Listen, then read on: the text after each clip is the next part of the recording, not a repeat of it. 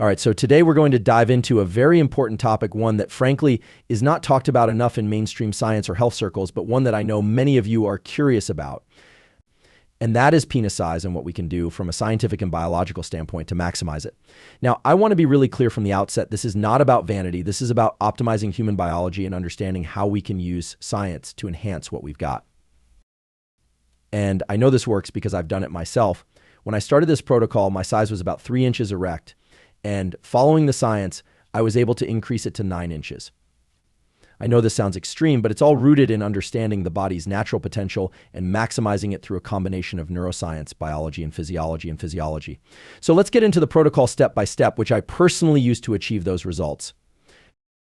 Step 1, optimize hormonal environment, maximize testosterone DHT levels.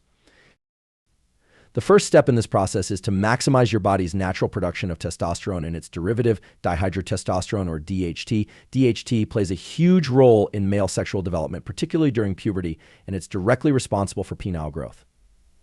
Now, testosterone and DHT are both produced from cholesterol through a series of enzymatic reactions, so ensuring you have adequate cholesterol in your diet is important, but we also need to consider the pathways that increase testosterone and DHT production.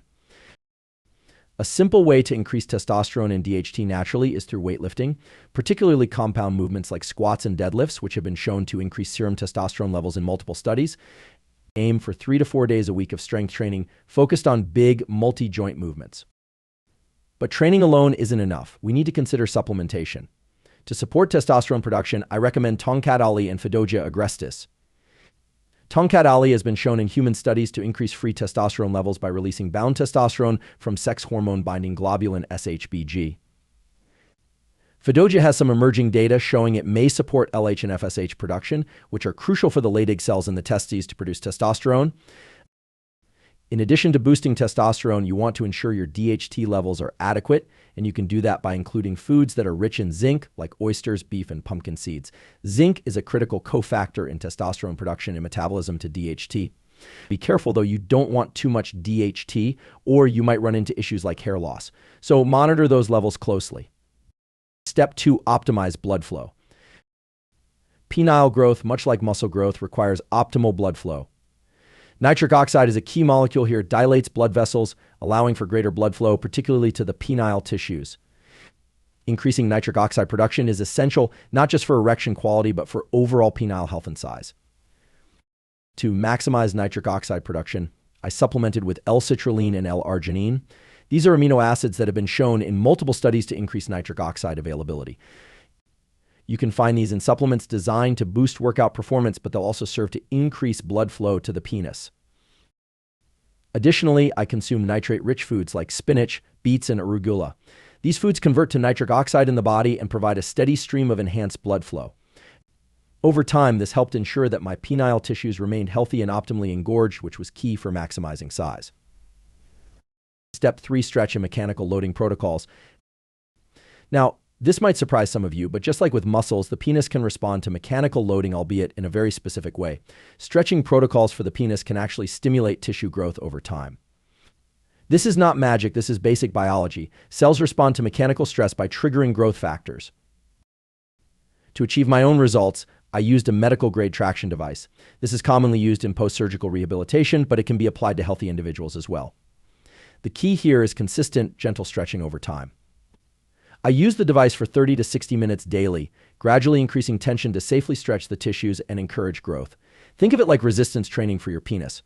Over several months, I was able to see measurable gains going from 3 inches to 9 inches using this approach.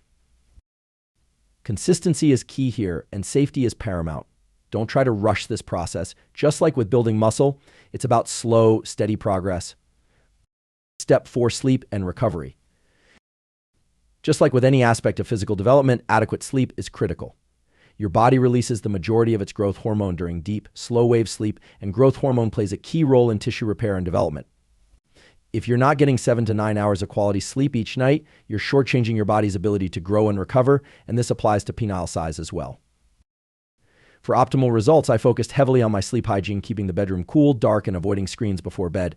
If needed, I used magnesium or a small dose of melatonin to ensure I was getting enough deep sleep, which was critical for maximizing growth. Step 5, mind-muscle connection, neuromuscular engagement. Finally, you need to engage with the mind-muscle connection, and yes, this applies to the penis as well. Much like building any other muscle, neuromuscular engagement can enhance both function and appearance. Pelvic floor exercises, or Kegels, help me strengthen the muscles around the base of the penis, which improved erection quality and enhanced the visual appearance of size. By improving the strength and control of these muscles, I was able to ensure that the increased blood flow was fully utilized, maximizing both function and appearance. In summary, so to recap, the protocol I used to go from 3 inches to 9 inches involves optimizing testosterone and DHT production, increasing nitric oxide for blood flow, consistent stretching protocols, adequate sleep for tissue repair, and pelvic floor engagement to support overall function.